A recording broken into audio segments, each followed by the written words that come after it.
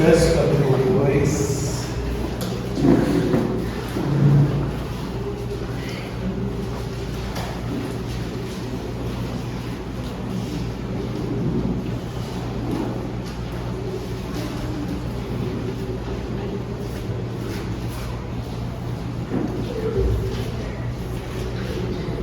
Versículo número 22.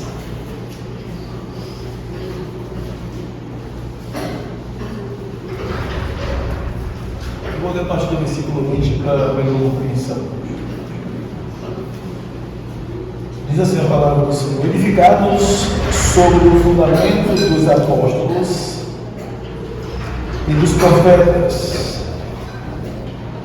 tendo Jesus Cristo como pedra angular, no qual todo o edifício é ajustado e cresce para tornar-se um santuário santo no Senhor. Nele vocês também estão sendo edificados juntos para se tornarem morada de Deus, o seu Espírito. Feche seus olhos, por favor. Por favor, repete comigo. Espírito Santo, por favor, fala comigo, em nome de Jesus. Poder se sentar, Deus. Duas coisas que a igreja precisa, no sentido literal, estar atenta.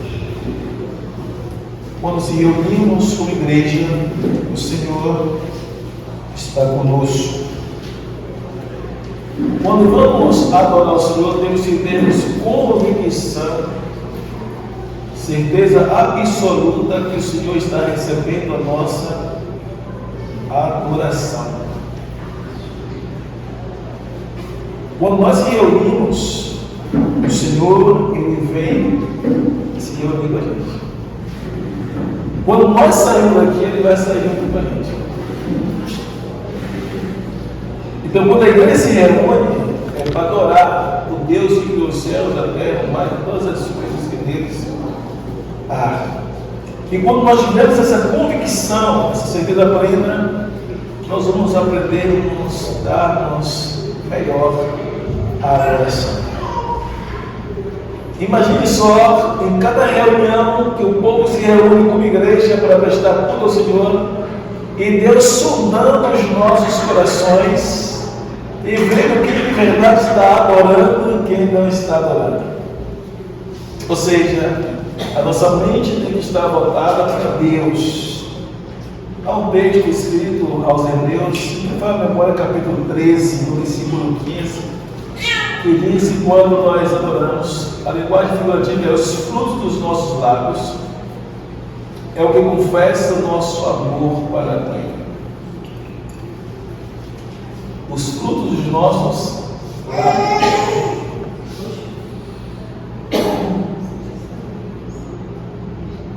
Está vendo? Que confessam o seu nome. Se é o momento que Deus ele deseja, ele se alegra no povo para adorá-lo, para louvá-lo. Pelo menos essas foram as preocupações que aparentemente quem olha a mensagem de uma forma superficial, no capítulo 4 do Evangelho de João, no encontro de Jesus com a mulher samaritana, observe que essa foi a preocupação da mulher. Onde que nós devemos adorar? Os judeus dizem que devemos adorar lá em Jerusalém. O que é que o Senhor tem a nos dizer a respeito do lugar? No versículo 24, Jesus fala: pois mulheres, chega da hora de chegar, que adorarão ao Pai em espírito e em verdade.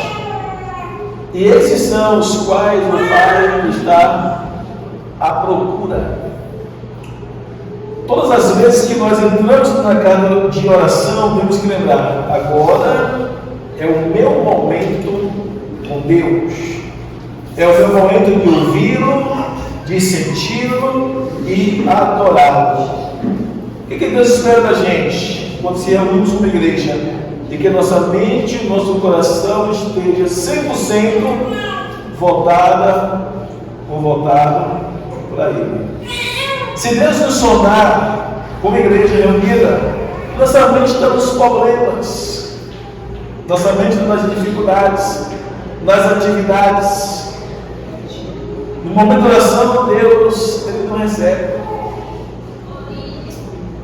Então, nos momentos de reunião como igreja, temos que estarmos adorando, exaltando.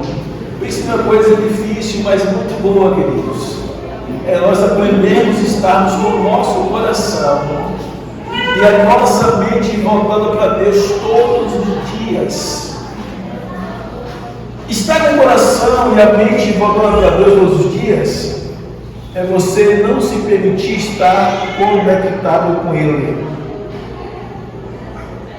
Você está dirigindo, está conectado com Ele, está trabalhando, conectado com Ele, está viajando, conectado com Ele, está de férias, conectado com Ele. A mente e o coração não se desliga de Deus.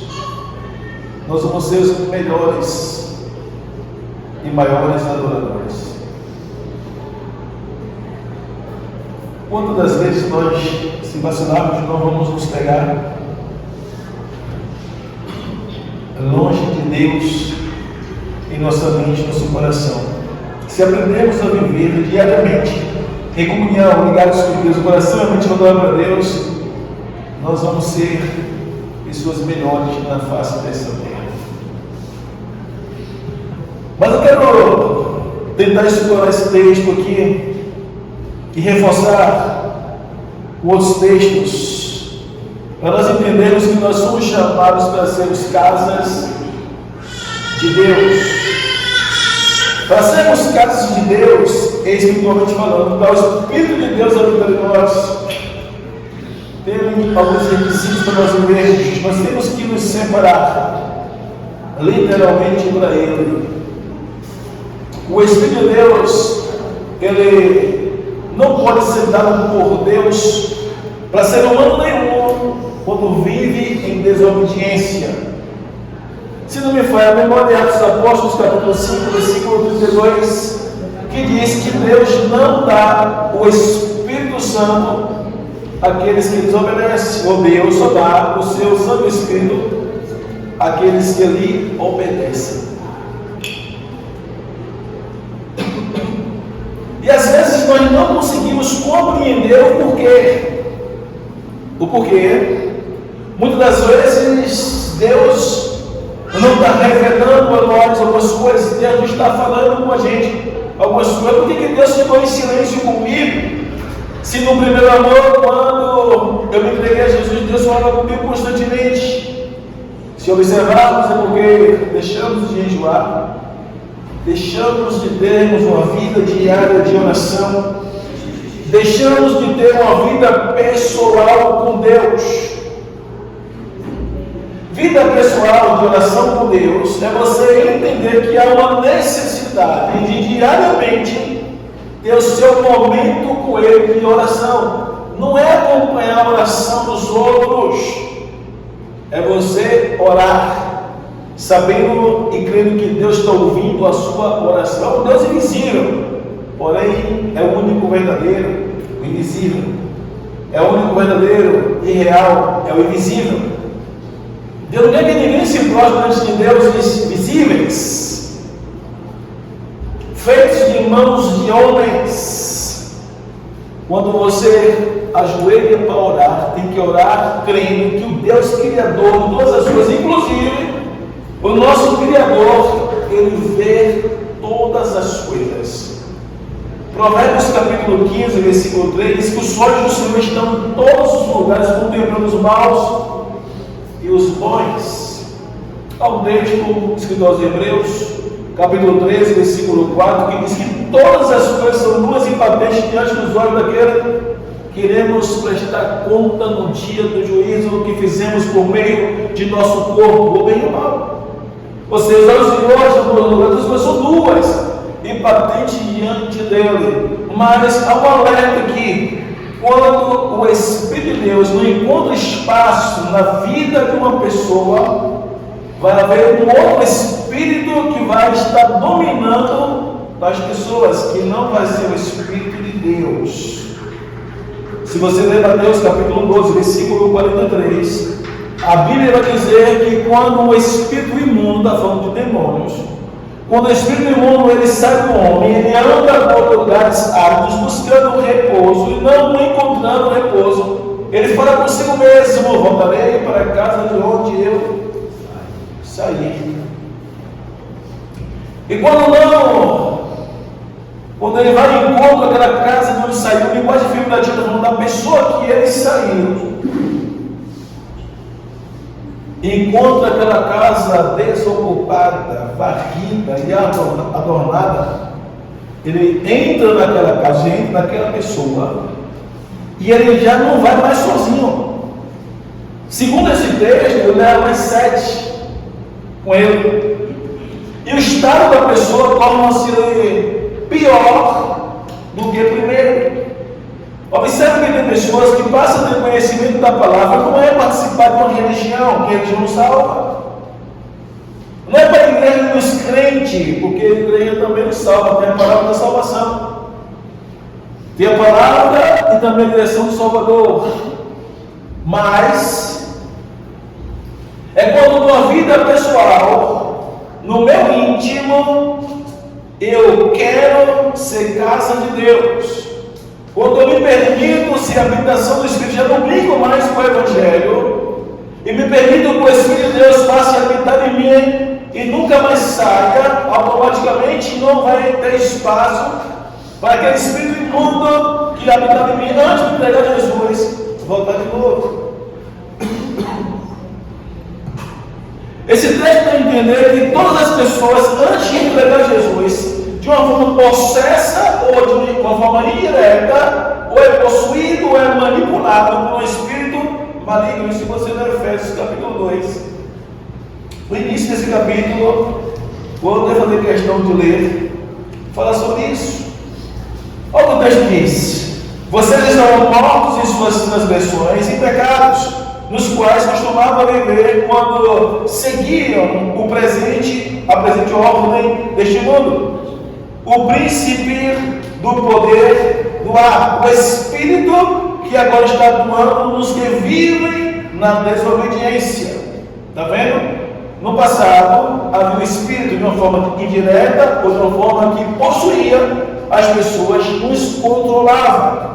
E quando nós entregamos a qualquer ser humano, confessa a Cristo como Senhor e Salvador e leva a sério o Evangelho, agora o Espírito de Deus possa habitar em tua pessoa, passa a tornar em tua pessoa, e essa pessoa já não pode mais ser possuído e nem controlado por espíritos malignos. E é por isso que os crentes, quando de verdade se convertem, a sua conduta, o seu comportamento melhora. Porque o Espírito de Deus veio com essa finalidade, não só de convencer do pecado, mas também da justiça e juízo, tornando a pessoa lúcida, dando discernimento do que é certo e do que é errado. No capítulo 16 do Evangelho de João, versículo 8, diz que o Espírito do Senhor ele veio com essa finalidade, de convencer o homem da justiça, do juízo e do pecado. Ou seja, ele abre a visão do ser humano para ele compreender que antes de se converter, antes de conhecer a palavra, antes de confessar a Jesus, havia espíritos malignos que o conduziam a ter atitudes e práticas pecaminosas que até eles mesmos, muitos deles, ou muitos de nós, duvidávamos. Quantas pessoas eram agressivas, assassinas, perversas, e depois que entregou a vida a Jesus, abandonou aquela prática? Se não fosse o Espírito de Deus que entrasse na vida de tal pessoa, como essa pessoa mudaria? Dá exemplo de Moisés, no capítulo 2, versículo 14, do livro do Êxodo, segundo livro da Bíblia. A palavra do Senhor vai dizer que Moisés, ele havia assassinado um homem egípcio. Só que ele pensou que ia ficar oculto, ninguém ia revelar que ele tinha tirado a vida de um egípcio. Mas de repente ele vê dois de seus irmãos ou dois hebreus contendendo, discordando, e ele fala: ô pai, vocês são irmãos, por que vocês estão contendendo aí, rapaz? Aí os irmãos falaram assim para ele: quem é você? Quem lhe colocou como juiz sobre nós? Quer matar a gente também como se matou o egípcio? O pecado de Moisés veio à tona, Moisés aí, perna para que eu te quero. Correu, fugiu do Egito porque ele tinha tirado uma vida, percebeu que o seu pecado já estavam sabendo, sabia que o rei, o faraó, ia arrancar sua cabeça, e ele aí decidiu fugir. Depois de ser instruído por 40 anos por todas as ciências do Egito, ele realmente acabou ferindo, destruindo a confiabilidade em que o rei tinha depositado. Imagine 40 anos sendo criado pela filha do rei do Egito, de Faraó, perdendo tanto tempo com gasto, instruindo ele para ser o futuro rei do Egito, e agora encontra-se tendo um desequilíbrio. Deixou de nome próprio a ponte da vida de uma pessoa da sua própria nação ou da nação que o acolheu para defender o hebreu. Ele é ser visto como alguém que jogou todo aquele tempo, trabalho fora, todas aquelas oportunidades de gasto fora, e ainda traiu sua própria nação defendendo um homem que era escravo. E logo ele percebeu que ele deveria fugir dali. Ele foge para o deserto e vive mais 40 anos no deserto. E lá ele encontra sua esposa, ele tem um filho, passa mais 40 anos, e quando completa 80 anos, agora Deus, lá no deserto, vai ao encontro de Moisés, no capítulo 3 do livro do Êxodo, e chama Moisés pelo nome, dizendo: Moisés, eu sou Deus de teus pais, eu sou Deus de Abraão, de Isaac e Jacó. E aparecer a ti para te levantar como líder e libertador do meu povo. Você vai voltar para o Egito. Moisés não disse: mas Senhor, eu sou pesado em língua, ou seja, eu sou gado, eu não sou eloquente, eu não sei falar bem. Quem foi que fez a boca? E Moisés questionando, ou seja, ele está dizendo: não, eu não tenho capacidade. Levanta outro. Chame seu irmão que me fala bem. Então vai ser assim: você vai ser como se fosse Deus. Você vai me ouvir, você vai falar com seu irmão, e seu irmão vai ser porta-voz para o povo. Mas quando eu chegar lá, o que eu vou falar para aquele povo? Quando me perguntar quem foi que te enviou, diga que o eu, o sou, te enviou. Não revelou o nome para Moisés quem era. Eu sou Moisés, o que sou. E aí entendeu os sinais miraculosos diante de Moisés, até mesmo com o próprio Moisés, para que Moisés quisesse chegar quem ele era.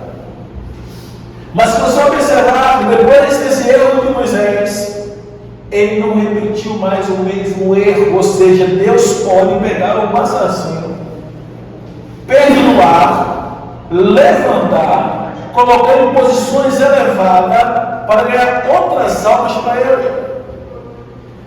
Para a sociedade, o povo aponta dizendo que é esse aí, rapaz, que fez isso, que fez aquilo outro, agora quer dar uma de santão, quer ser mais santo que os outros, agora depois foi toda besteira, agora diz que é crente. Isso são as pessoas caídas que não conhecem a Deus. Uma pessoa caída, uma pessoa morta, espiritualmente falando, que não conhece a Deus, que não conhece a Jesus, não conhece o Deus de vida, o Deus que dá chances, o Deus que perdoa, e se não fosse o amor e o perdão dele. A Bíblia fala em Romanos capítulo 5, versículo 8, que Deus prova o seu amor para conosco, onde Cristo morreu por nós, sendo nós ainda transgressores. Algumas traduções diz pecadores. Se você estudar e procurar entender o significado desse texto, quer dizer que Deus, ele olhou para a terra, não viu um justo sequer, Ninguém ia poder ser salvo por méritos, por esmola ou por astrologia, se achando ser melhor que os outros, se achando digno de ser salvo. Todos nós seríamos condenados ao inferno.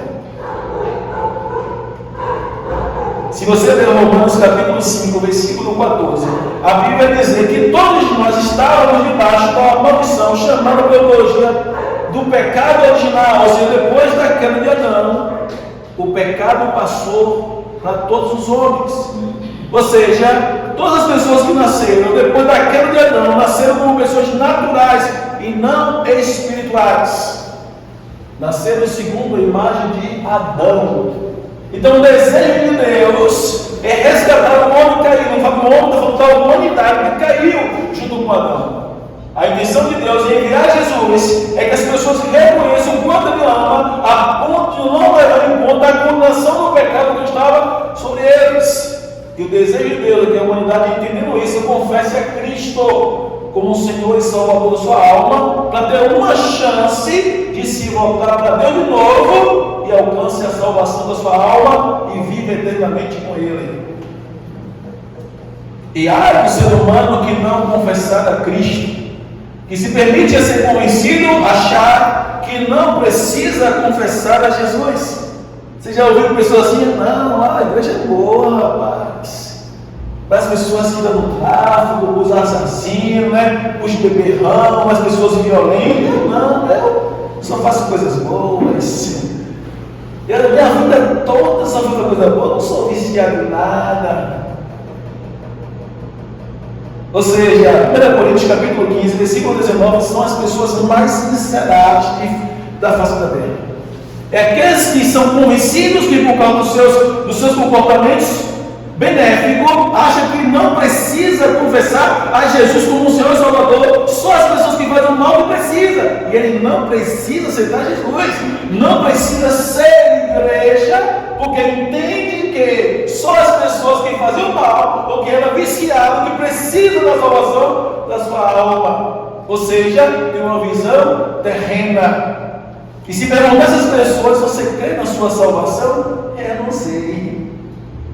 Você morreu, será para onde? Eu não sei. Até são convencidos que faz coisas boas, mas não tem certeza da salvação. Porque a certeza da salvação, só quem coloca no coração do ser humano é o Espírito Santo, depois que confessa a Cristo como o Senhor e Salvador da sua alma. Esse David diz que miserável homem que espera Cristo só nesta vida. As pessoas que se consideram que não precisam de Jesus, eles entendem que a vida aqui está boa, está ótima, mas eles não sabem que logo, após que ele morrer fisicamente, Deus vai chamar para juízo. Hebreus capítulo 9, versículo 26, e a Bíblia diz: está ordenado eu e você, nós morremos uma vez, fisicamente falando, e depois da morte física segue-se o juízo. Então, quando eu e você descer a sepultura, Deus vai me chamar, Ele me chamar pelo nome, vem cá, prestar conta da vida que eu lhe dei na terra. Agora imagine as pessoas que dizem que não precisavam entregar a vida de Jesus aqui, que era só para aqueles que Ele julgava seus miseráveis. As pessoas que precisavam de Jesus, aqueles que não precisavam de Jesus, imagine Deus chamando, sabendo que um negou o seu filho e a oportunidade de ser salvo por Ele. E que vão falar a Jesus? Visto que Mateus capítulo 10, versículo 32 diz: aqueles que me negaram diante dos homens, eu também o negarei perante o meu Pai e os anjos que está no céu. Ah, não, lá na terra vai dar bonzinho, Senhor. Então também aqui você vai entrar até na vontade, o seu lugar lá.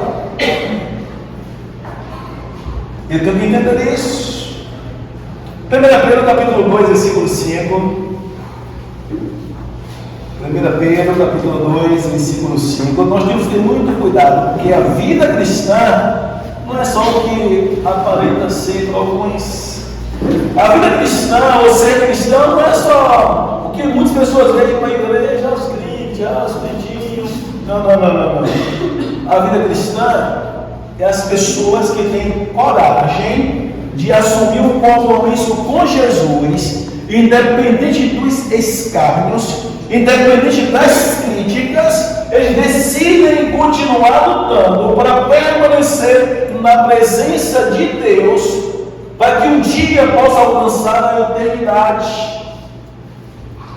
Ser cristão não é só porque vou escolher uma religião, não. Ser cristão é seguir os passos de Jesus, sabendo que um dia Jesus vai voltar em glória. E aqueles que permitiram ser transformados por sua palavra, das boas novas, que é o Evangelho, esses vão se encontrar com Ele. Mas aqueles que o rejeitarem, vai ser muito perigoso.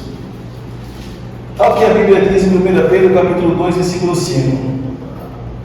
Vocês também estão sendo utilizados como pedras vivas na edificação de uma casa espiritual para serem sacerdócio santo, oferecendo a Deus sacrifícios espirituais aceitáveis a Deus por meio de Jesus Cristo. Vou só repetir para nós absorvermos. Vocês também estão sendo utilizados como o quê? Pedras vivas na edificação de uma casa o quê?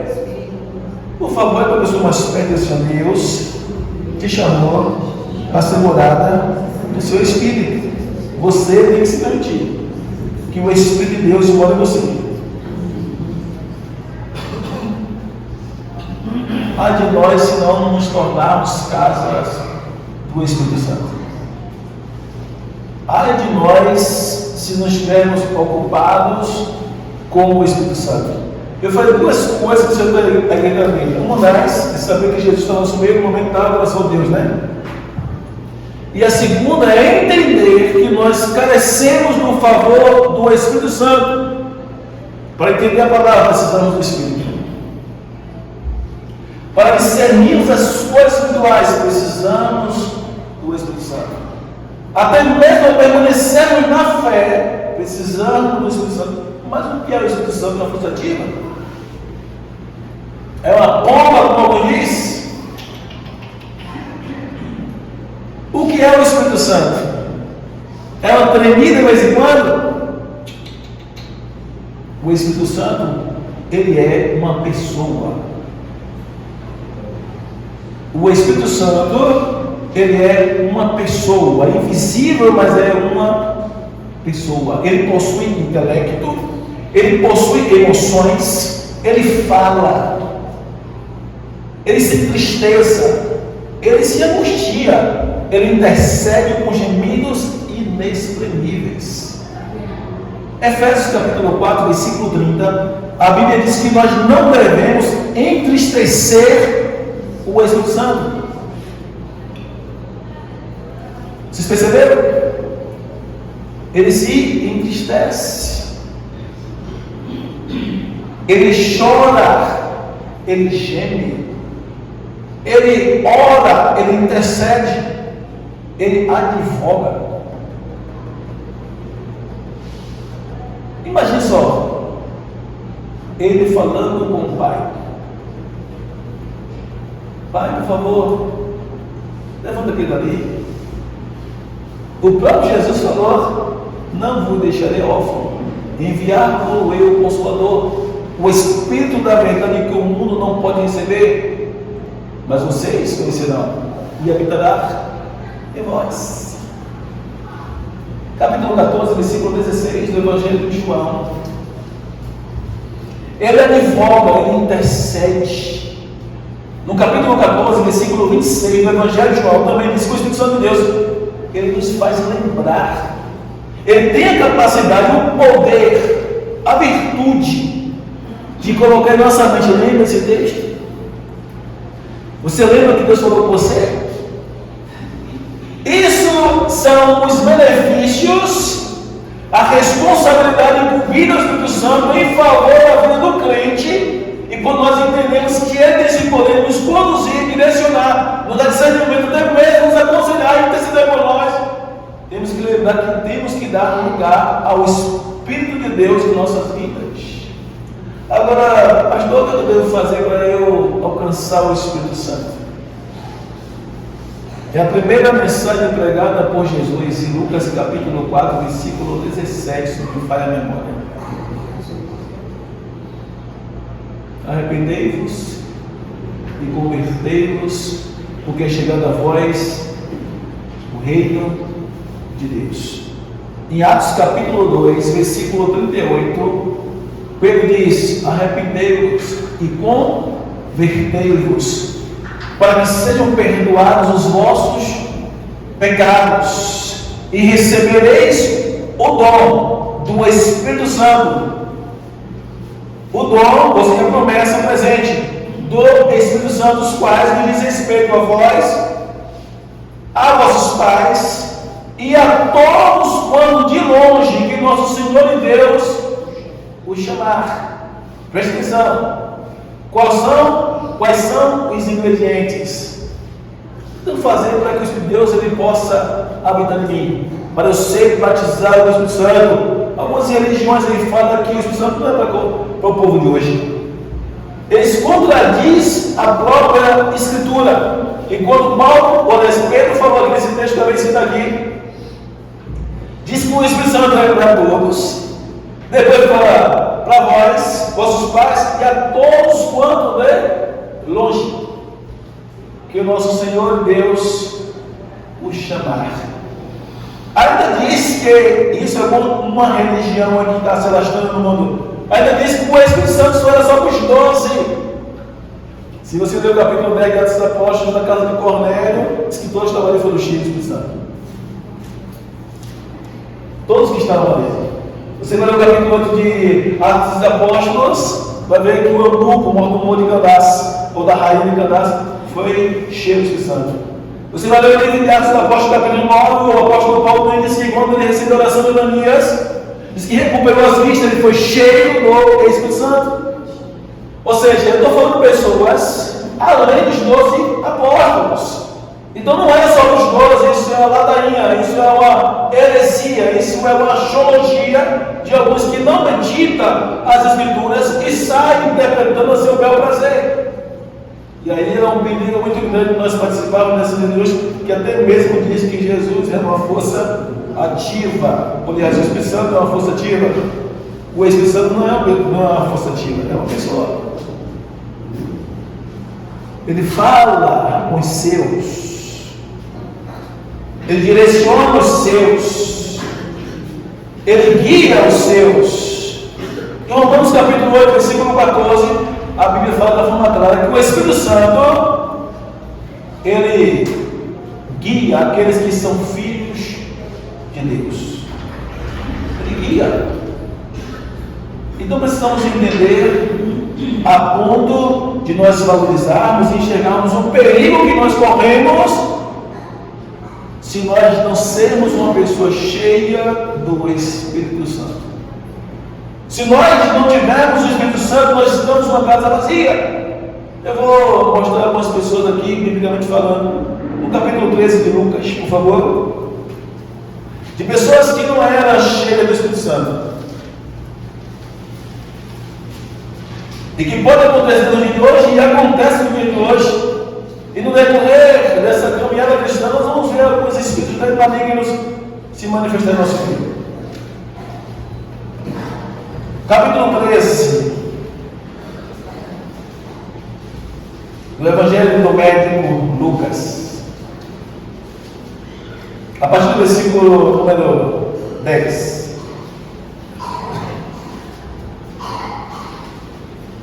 Diz assim: certo sábado, Jesus estava ensinando numa das sinagogas, e ali uma mulher que tinha um espírito que a mantinha doente havia 18 anos. Ela andava encurvada e de forma alguma podia endireitar-se. Ao vê-la, Jesus chamou-a à frente e lhe disse: mulher, você está livre dessa doença.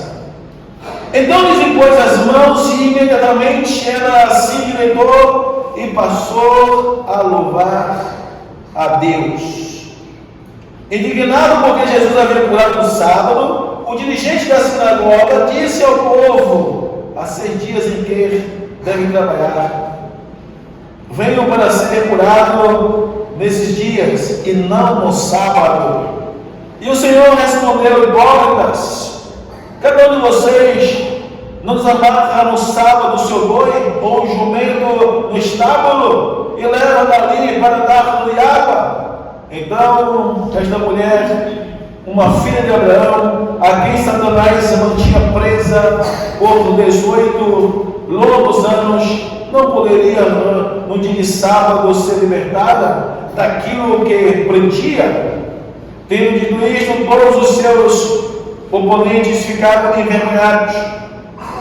Mas o povo se alegrava com todas as maravilhas que ele estava fazendo. Observe as consequências do espírito maligno na vida de uma pessoa. O perigo de uma pessoa não se permitir estar cheio de Deus, crer no batismo, crer que o Espírito de Deus possa habitar em você, e dar espaço para o espírito maligno. Ela andava encurvada, a ponto de ninguém, nem ela mesma, conseguir se endireitar. Até um dia que Jesus encontra-se com aquela mulher e desmascara aquele espírito maligno que a controlava, que a dominava. Interessante que aqueles poucos anos ela estava escrava. Jesus repreende aquele povo religioso dia em dia, que só podia ser alguém liberto nos outros dias, mesmo no sábado. Até hoje, alguns lugares são assim, querem limitar o poder de Deus de libertação de pessoas, porque há um dia que tem que ser mais santo do que os outros. Interessante que, se você ler a Bíblia, 1 Pedro capítulo 1, versículo 15, versículo 16, diz que devemos ser santos em todas as maneiras de viver, porque aquele que nos chamou, ele é santo. Dá a entender que nós devemos ser santos em todas as maneiras de viver, seja todos os dias da vida. Não existe um dia mais santo que os outros. Existe um povo que tem que ser santo todos os dias. Você entende isso? Nós temos que ser santos, ou seja, separados do pecado, do mundo. É triste hoje ver tantos cristãos brincando com a palavra, vivendo de qualquer jeito, mas temos que sermos santos todos os dias. Não entendemos que um dia é mais santos porque os outros dias pecaram. Ou um dia seja pode curar e um dia não pode curar. Aí Jesus repreende e lança sobre as suas faces, que eles também estavam lá desamarrando o boi, levando para tomar água, para não morrer de fome, para não perder o lucro, para não perder o seu gado, e ficaram envergonhados. Coisa interessante, mas se você perceber, não só que essa mulher era possuída pelo espírito maligno, a ponto de atrofiar toda a coordenação motora do seu corpo.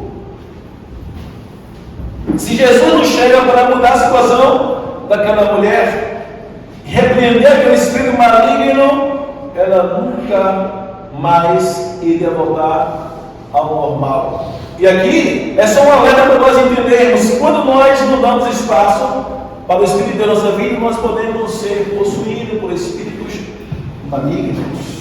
Eu tive algumas experiências evangelizando. Eu lembro a sexta-feira que eu estava numa localidade e de repente um rapaz alcoólatra, ele de longe, ele viu nós cristãos indo com a Bíblia, e de longe ele andou um pouquinho rápido e entrou no beco para não ouvir os cristãos, mas de longe eu avistei, ele disse: aquele que eu quero.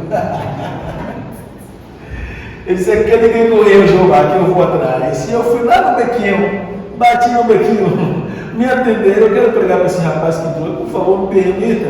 Eu disse: pode entrar. Eu digo: opa, glória a Deus. E quando eu comecei a falar para Jesus, o diabo tomou a boca daquele rapaz e me ameaçou de morte. E disse: você quebra a linha, eu vou lhe matar. Possesso. O rosto ficou transfigurado, a mão ficou com os dedos assim. E eu disse: rapaz, no meu pensamento assim, eu disse: rapaz, que negócio feio, o que eu faço, Jesus? O que eu faço agora? E ele furioso e continuou falando, me ameaçando. E de repente o Espírito Santo me lembrou um texto. Capítulo 10, versículo 28 do Evangelho de João. dor da vida eterna, não onde padecer, ninguém vos arrebatará das minhas mãos. O que o diabo estava falando? Me ameaçando. Jesus me prometeu que ninguém podia me arrebatar da mão dele. Você sabe o que está escrito em João 10, 28? O diabo saiu do cidadão. Ou seja, você toma posse da palavra, tem convicção de quem lhe prometeu. Se o diabo lhe for ameaça contrária que o diabo prometeu, você lança a espada. Você mostra que Jesus lhe prometeu, convicção que Jesus vai cumprir na sua vida o que ele prometeu. Quando eu lancei a palavra, a pessoa nem expulsar o capeta. Ele disse: Senhor, eu continuei pregando para o rapaz, falei de Jesus, eu saí daquela casa toda alegre, assustado, mas alegre. Novo decidido, todo tempo de cristão, um bicho furioso ameaçando. Eu disse: Senhor, que maravilha. Só que cada momento que eu passava uma situação dessa, eu estou no caminho certo. Se o bicho está me ameaçando, eu estou no caminho certo. Se o bicho está me manifestando, eu estou no caminho certo. Aqui eu vou até o fim. Tem gente que quando eu falo em demônio fica apavorado. Eu conheço uma pessoa que bate na madeira. Já fica querendo bater na madeira. Está arrependido, não quer ficar meu. Se o crente orar, buscar ser cheio do Espírito Santo, pode levantar e fé inteiro. O crente enfrenta. Porque a coragem não vem do crente. A coragem vem do Espírito Santo que está na vida do crente. Sabe o que você vê demônio, de repente você vê ele entrando debaixo da cama e você, cadê? Sai caçando. Já passei essas experiências. É bom demais. Não é caçador de fantasma, não. É um som do Espírito Santo. Lhe encoraja, você não tem medo. Para as pessoas que têm medo do diabo, é mais um motivo para você buscar ser uma pessoa cheia do Espírito Santo, para que você não fique com uma medrosa do diabo dominando. Uma pessoa que não é cheia do Espírito Santo, logo faz o inimigo controlar, com medo, com pavor. Para que um crente vai com medo do diabo? Ai meu Deus, esse poder, meu Deus, me cobre com o teu sangue, Jesus. Você está falando, achar uma brecha para sair correndo, miséria, vai se converter de novo, pelo amor de Jesus. Quando a pessoa é cheia do Santo, a pessoa tem a ousadia, a coragem do Santo, de dizer em nome de Jesus, saia. Só vê o pacote lá, pá, eita maravilha. Em Lucas capítulo 10, versículo 19, o próprio Jesus fala assim: eu vos dou poder para pisar em serpentes e escorpiões e em toda a obra do diabo, e nada vos fará dano algum. Quem é que dá poder? Quem é que dá poder, gente? Aí é um crente cheio de Jesus. Vai ter medo de quê? Se o Todo-Poderoso está na sua vida. João capítulo 14, versículo 23. Porque a palavra de Deus é espírito e vida. Se vocês me amarem, guardarão a minha palavra. O que foi que Jesus venceu o diabo no deserto? Se tu és filho de Deus, transforma essas pedras em pão. Nem só de pão viverá o homem, mas de toda a palavra que sai da boca. E dos crentes está tudo murcho, porque não medita, não decora e não guarda a palavra para viver.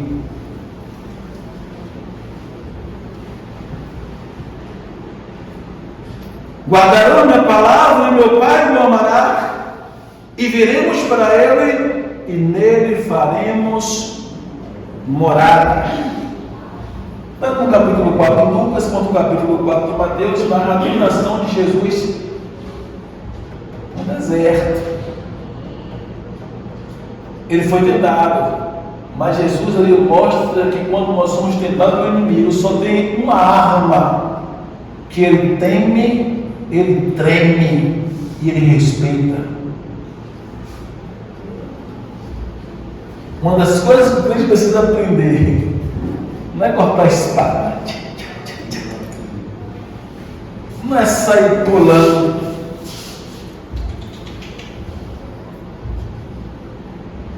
é a espada do Espírito, a qual é a palavra de Deus. Efésios capítulo 6, me faz lembrar o versículo 17, que diz: tomai sobre tudo a espada do Espírito, que é a palavra de Deus, com a qual vocês poderão apagar todos os dardos inflamados do maligno. Você quer ver o diabo ficar furioso? É você viver, e você está bem armado com a palavra. Mas se o crente não viver, não estiver bem armado, é presa fácil. Deus nos chamou para sermos casas do seu Espírito. Deus nos chamou para nós sermos casa do seu Espírito. Mas eu tenho que me separar para isso. Quando eu não sou casa de Deus, nem autoridade sobre os espíritos malignos, eu não tenho. Quando eu não sou casa de Deus, eu vou ficar procurando outras pessoas para expulsar os demônios. Já tive experiência de ser chamado para expulsar demônios em algumas casas. Eu parei. Tira esse negócio. O irmão Jeremias, por favor, socorre aqui. Estou vindo aí, 2 horas da manhã. 2 horas da manhã. Quando chega lá, o capeta fingindo, Deus nos deu a graça, expulsamos os demônios. Depois eu perguntei: por que você não expulsou o trem? É, porque ela está com o dedo do capeta na boca. Eu chamo o dedo do capeta, né? Tabagismo, cigarro, fumando um cigarrinho escondido. Aí quando o capeta pegou a mulher, vixe, eu fumando, não vou expulsar o capeta, né? Está em pecado. E aí chama o irmão: cara, irmão, eu sei por que você não vai expulsar um demônio. Tem pessoas que pensam assim: ah não, eu vou largando devagarzinho. Que devagarzinho, mas a gente não pode brincar com o diabo. Tem que ser radical. Antes que o diabo entre na minha vida, eu vou logo fechar as brechas. Antes que ele faça alguma coisa na minha vida, eu vou logo fechar as brechas. Olha, vai largando o vício, vai largando tudo, vai deixando, abandonando tudo, aí você vai fechando a brecha, o diabo não vai ter acesso. O diabo, ele só invade casas que não se permitem ser cheias do Espírito Santo. O diabo só volta a escravizar pessoas que não se permitem a usar de engano. Eu tenho que entender que eu entreguei para Jesus, agora eu vou viver para Jesus. Eu tenho que aprender a negar as minhas vontades, o meu eu está disposto a lutar contra qualquer coisa que impede minha comunhão com Jesus, para que Ele possa de verdade habitar minha vida. Se eu continuar com os vícios, com as coisas erradas, eu vou impedir que Jesus possa me batizar, me encher do seu Santo Espírito. E tem uma decisão pessoal. Mateus capítulo 16, versículo 24, diz: aquele que quiser vir após mim, tome a sua cruz, negue-se a si mesmo e depois observe. E aí, meu irmão, muda você, Pai do Senhor, aleluia. Você é cristão agora? Sou, meu irmão. Glória a Deus. Fico feliz. Abraça aqueles que querem o bem. Aí no outro dia eu vou estar com um cigarro na mão? Eu vou esquecer que eu fiz uma aliança com o Rei dos Reis, Senhor dos Senhores? Eu vou me permitir ser viciado de novo? Aí eu vou encontrar força aonde para permanecer? A Bíblia diz em Isaías capítulo 59, versículo 2: eis que os vossos pecados afastam você de Deus, e as vossas iniquidades encobrem o seu rosto para que ele não vos ouça. Se eu quiser estar bem com Deus, tenho que viver, segundo a Crônicas, capítulo 7, versículo número 14. Se este povo que se chama pelo meu nome se humilhar, orar, me buscar e se converter dos seus maus caminhos, então eu ouvirei dos céus, perdoarei os seus pecados e sararei a sua. Aí está o motivo do sucesso de muitos cristãos que, em meio às lutas, em meio às pelejas, em meio às guerras, eles continuam de pé, porque eles querem se converter de verdade. No Salmo 101, versículo número 7. Mas olha o versículo 7. Diz que aqueles que usam de engano não ficarão na minha casa, nem os que proferem mentira estarão firmes. Eu tenho que entender que Deus me dá chances de permanecer em sua presença, mas eu não posso brincar com essa oportunidade a viver de acordo com eu vivia antes da minha vida de Jesus no mundo. Eu tenho que ser diferente, eu tenho que abraçar a oportunidade. Jesus, quando ele encontra com a mulher no ato adulterando, perdoa aquela mulher. Jesus, quando a mulher pega no ato adulterando, segundo o argumento dos fariseus, mas quando perdoa ela, pergunta: onde estão os teus acusadores? Essa é a passagem dos crentes e rebeldes. Aquele que não tem pecado, tire a primeira pedra.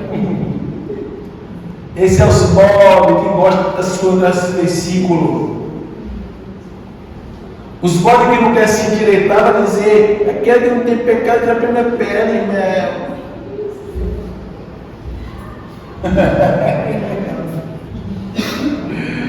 Jesus está na cruz, está falando dos acusadores.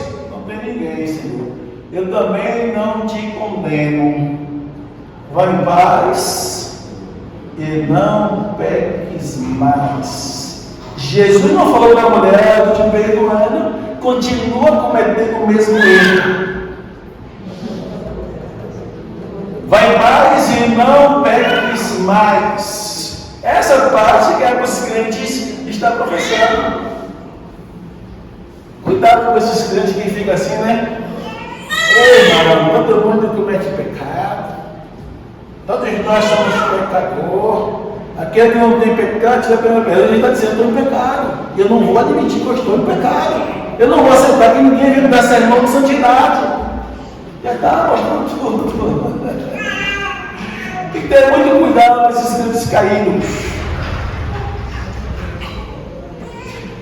É um perigo muito grande cair nesses argumentos. Abra sua Bíblia em Marcos capítulo 5, por favor. Marcos capítulo 5. É o terceiro livro do Novo Evangelho. O Senhor é bom. O que acontece se eu não me permitir ser uma pessoa cheia de poderes? Olha o que a palavra do Senhor diz. Eles atravessaram o mar e foram para a região dos Gerazenos, na introdução. Alguns vão falar Gadarenos, ou de Gadara. Quando Jesus desembarcou, um homem com um espírito imundo veio dos sepulcros ao seu encontro. Este homem vivia nos sepulcros e ninguém conseguia prendê-lo, nem mesmo com correntes, pois muitas vezes ele havia sido acorrentado pés e mãos mas ele arrebentara as correntes e quebrara os ferrolhos de seus pés. Ninguém era suficientemente forte para dominá-lo. Noite e dia ele andava gritando e cortando-se com pedras entre os sepulcros e nas colinas. Agora esse texto que eu amo, não?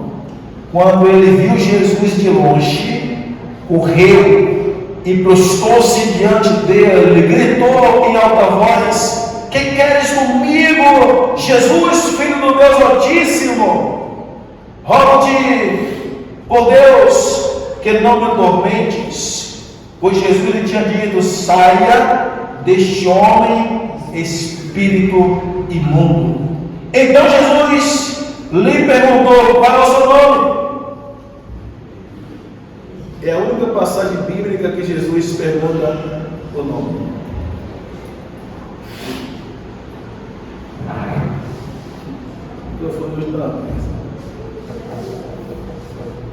Meu nome é Legião.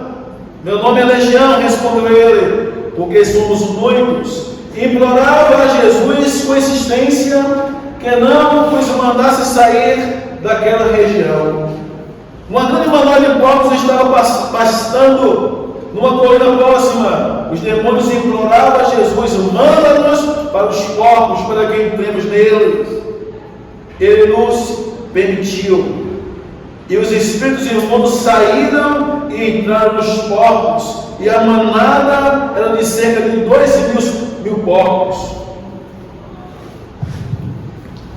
Atirou-se precipício abaixo em direção ao mar, e nele se afogaram. Dá uma paradinha aqui. Olha só, quando uma pessoa não dá espaço para ser casa do Espírito Santo. A que nível chegou as atitudes, comportamento desse homem? Possesso por um espírito imundo. O homem se tornou uma pessoa agressiva, insuportável, vivendo isolado. Ninguém queria chegar perto, até mesmo pelo medo que ele causava nas pessoas. Vivia nos sepulcros, no cemitério e colinas. E as pessoas, pela agressividade dele, em alguns momentos tentaram prender em correntes e não conseguia prender. E ninguém conseguia mudar a situação daquele homem. Agora, o mais interessante é que Jesus atravessou do outro lado e de repente vai ao encontro de ninguém.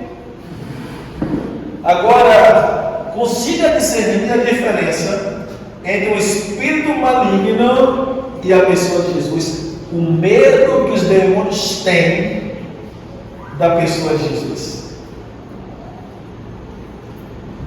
Agora imagine, nós confessamos a Jesus, os crentes convertidos de verdade, genuinamente falando, eles não têm que ter medo daqueles que têm medo de Jesus, porque Jesus é mais poderoso que qualquer deles, ou até mesmo todos eles juntos. E Jesus não precisa lutar com nenhum espírito imundo. É só uma ordem, é só uma palavra: saia. Observe o comportamento desses espíritos malignos. Quando viram Jesus se aproximar, correram ao encontro de Jesus, caíram de joelho aos pés de Jesus e imploravam a Jesus que não os perturbasse. Você entendeu isso? E alguma tradução, principalmente a de João Ferreira de Almeida, diz: o que tu queres comigo, Jesus, Filho do Deus Altíssimo, antes do tempo? Ou viesse me atormentar antes do tempo, Jesus, Filho do Deus Altíssimo? Porque ele sabe, todos os espíritos malignos sabem, que vai chegar um dia onde Jesus vai lançar todos eles no inferno, no abismo, no lugar que arde com fogo e enxofre, e de lá eles não poderão mais sair. O medo e o pavor foi tão grande que ele falou implorar que Jesus permitisse que ele saísse do corpo daquele jovem e fosse para os porcos, para Jesus não lançar logo eles num abismo. Para vocês conseguirem discernir a diferença de demônios de Jesus, como é que o crente que serve a Jesus já tem medo de capeta? Não dá para acreditar num negócio desse, né? Como é que o crente vai ter medo de demônios sabendo que ele serve ao Todo-Poderoso? E o mais interessante ainda, que o próprio Jesus falou assim: em meu nome expulsarão os demônios. Infelizmente, a cegueira espiritual de muita gente que acredita em tantos outros nomes e deixa de acreditar no que a palavra de Deus fala, que só há poder no nome de Jesus. Infelizmente, ainda está acreditando nos nomes. Só sai em nome de Jesus.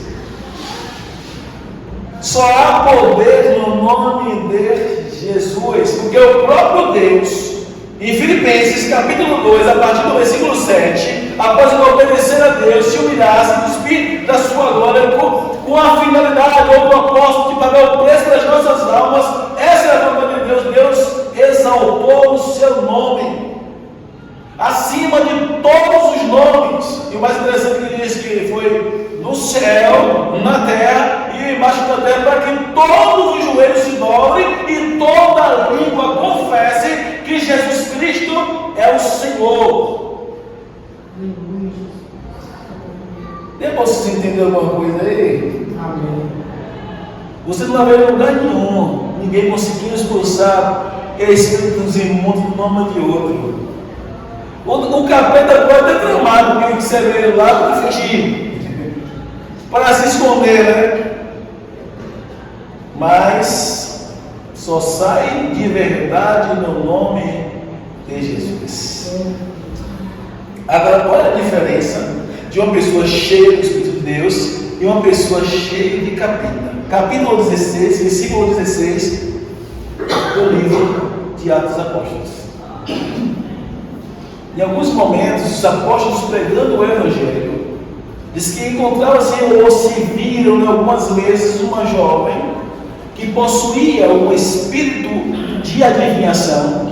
Via aquele servo de Deus passando ali e começava a exclamar, ou seja, falar em alta voz: venham, ouçam, esses homens são servos do Deus Altíssimo, eles nos anunciam o caminho da salvação, ouçam eles. Até parecia que era o Espírito de Deus, né? Até parecia que estava evangelizando. Se você observar, ele já está falando contrário dos servos, por favor. Estava chamando o povo para dar ouvido. Estava já revelando que ele estava anunciando o caminho da salvação. Aí Paulo passa a primeira vez, passa a segunda algumas vezes, e está vendo o capeta lá dentro. Até chegar uma hora que Paulo se indignou, ficou furioso, mas cheio do Espírito Santo, olha para aquela jovem de Satanás, em nome de Jesus Cristo de Nazaré, saia! A jovem cai lá de perna para cima, coitada. O capeta sai, e os senhores, né, que controlaram aquela jovem para ter ganho com o espírito que estava nela de adivinhação, perderam os seus lucros e influenciaram os magistrados, ou seja, as autoridades do local, contra o apóstolo Paulo, levaram eles preso e deram uma surra terrível. Se você ler o capítulo 19, versículo 17, então o versículo 19, esse personalidade dos apóstolos, você vai uma coisa semelhante, porque só há poder no nome de Jesus. Se Paulo, Deus, por intermédio do apóstolo Paulo, fazia muitos sinais e maravilhas. E aí tinha 7 homens, filhos de um sacerdote, chamado Seva, que tinha costume de fazer exorcismo, se achar no direito de querer expulsar Os demônios que estavam incorporados ou possuindo o corpo desse homem, em nome de Jesus, ele imitava o apóstolo Paulo, dizendo: em nome daquele que Paulo prega, eu os conjuro, eu os expulso.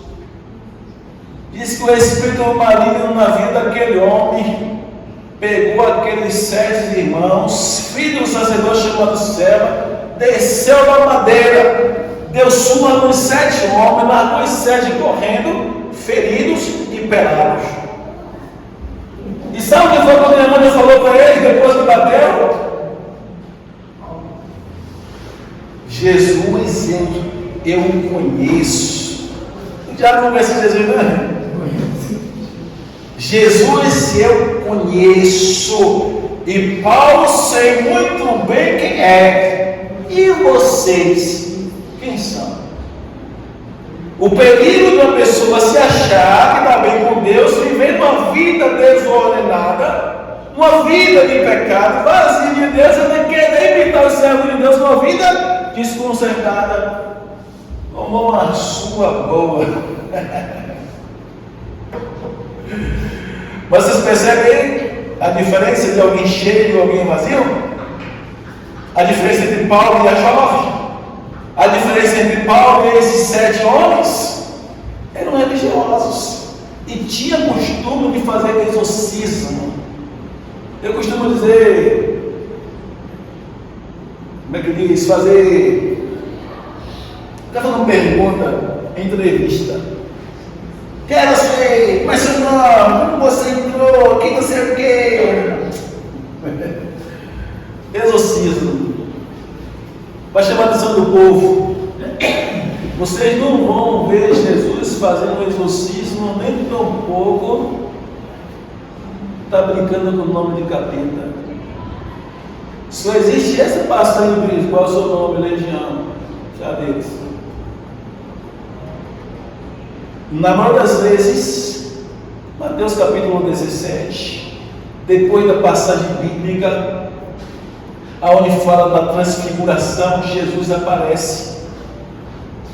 Jesus chama o discípulo monte, chega, aparece Moisés e Elias. O discípulo fica maravilhado, mas de repente eles ouvem a voz de Deus do céu dizendo: este é meu filho amado, em quem me comprazo, em quem eu tenho prazer. Diz que eles foram tomados por medo, sem temor. Aí Jesus falou: eles não tenham medo.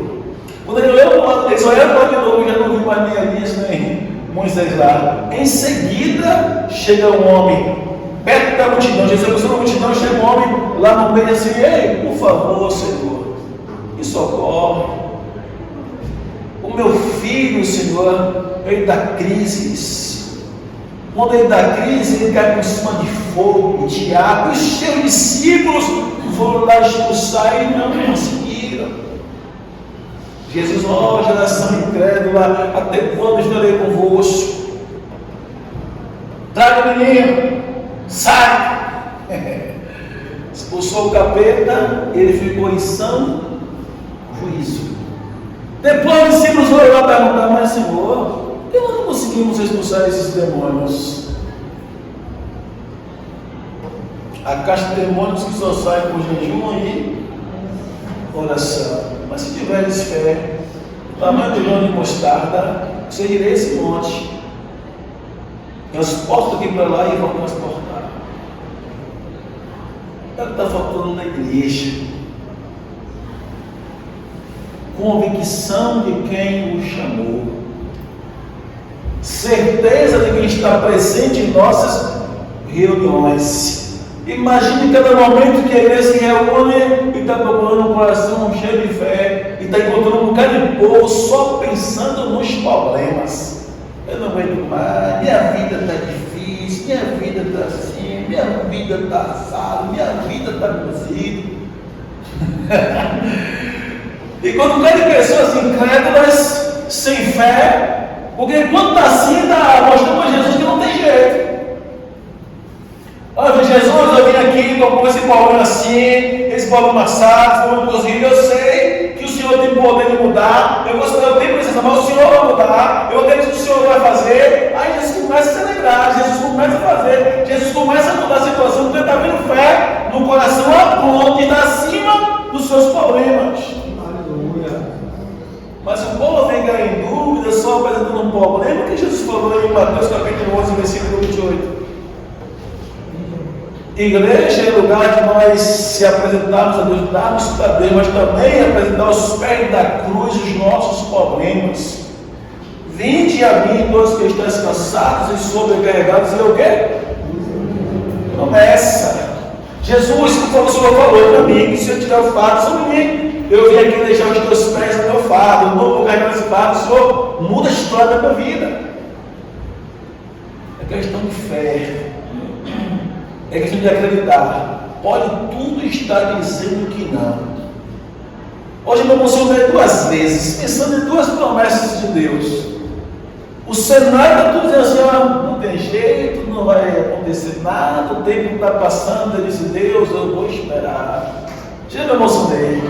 E eu vou ver com os meus olhos físicos a tua glória naquele lugar.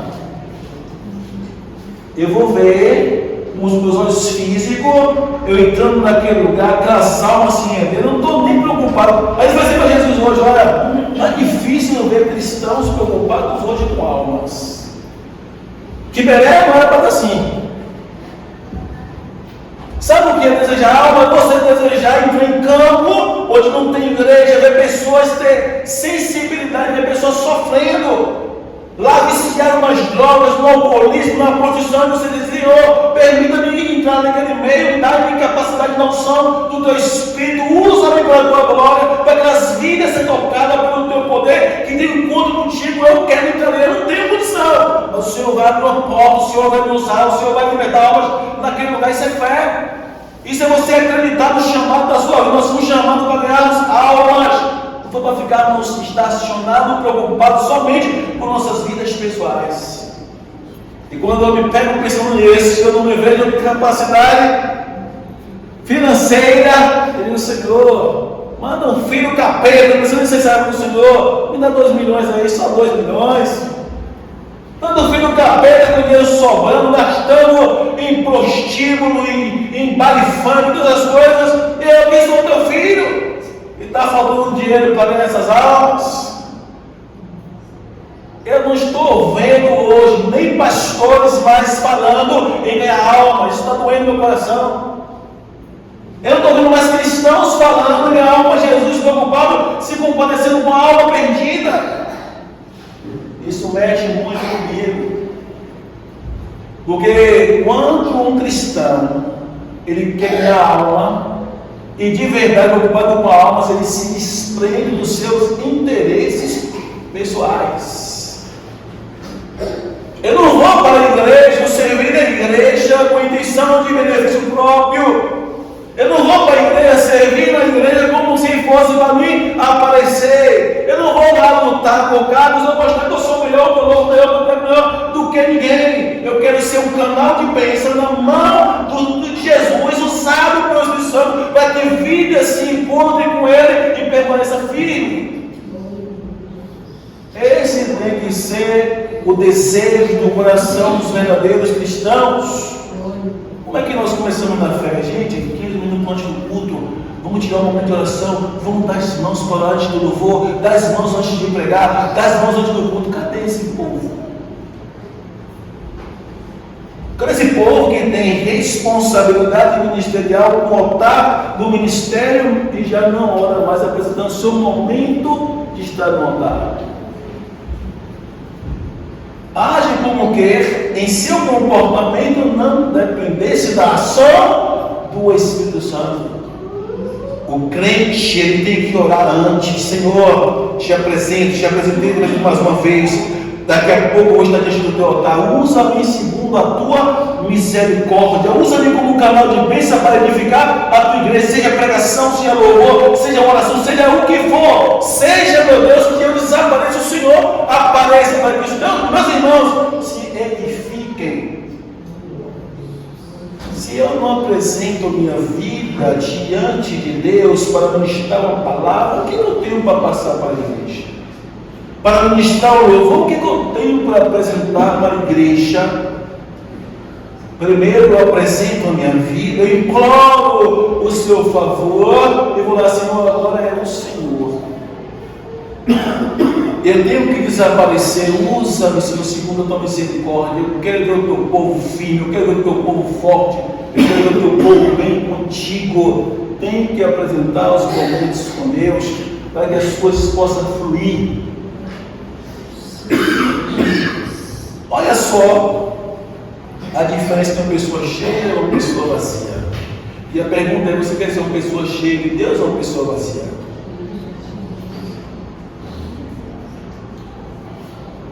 Porque tem muitos crentes hoje falando, né? Já não parece uma cara que chupou limão, já anda com a cara que chupa limão todo dia. Todo dia. Tem pessoas que vai fazer. Já é rotina. O cristão não foi chamado para viver todo o tempo triste. Ele passa por momentos de tristeza, mas não todo dia cabisbaixo, como se fosse um derrotado, destruído. Nós temos um Deus Todo-Poderoso. Ele muda qualquer situação. E pense que o Deus vai ficar triste e nos tem todo dia cabisbaixo.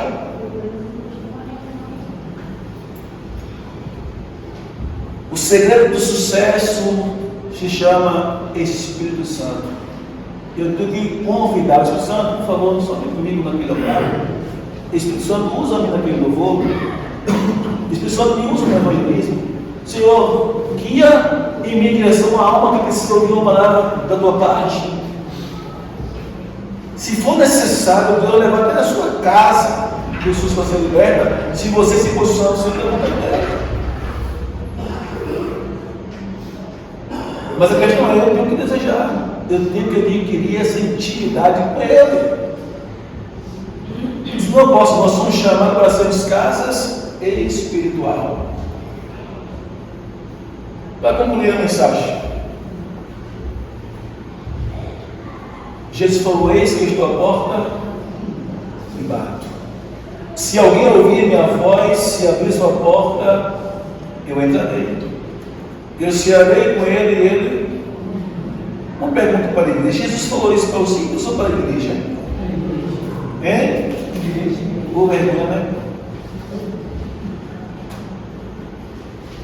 Que vergonha. Jesus, no meio do seu povo, implorando a porta. Jesus não fala isso para eles. Apesar que muitos de nós usamos esse texto de uma forma evangelística, como se ele estivesse convidando os ímpios. Mas não é os ímpios que ele está convidando. Ele está convidando a igreja,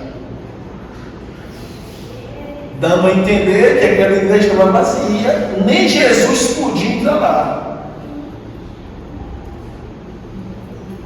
A Jesus: esse está na porta, eu estou batendo. Se alguém ouvir sua voz e abrir sua porta, então ele entra. Ele quer cear conosco, ele quer cear com você. Mas cabe a mim abrir a porta. Se eu não abrir a porta, ele não pode estar conosco.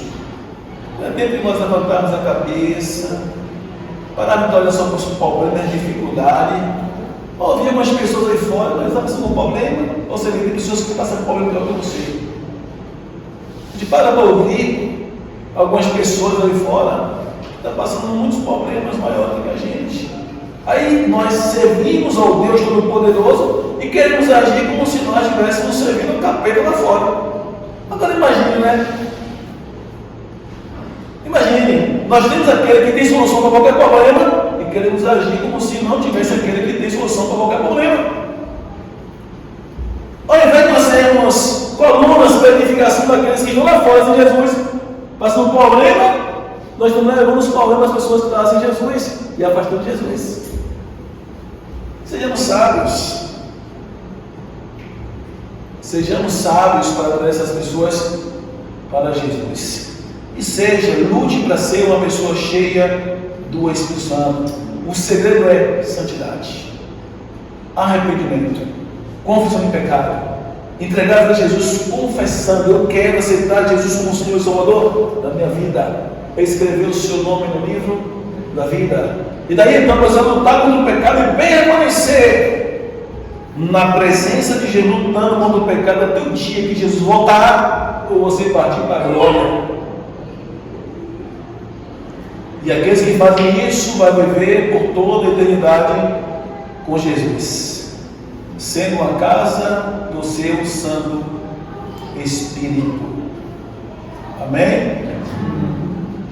Vamos se colocar de pé para nos orarmos. Glória a Deus.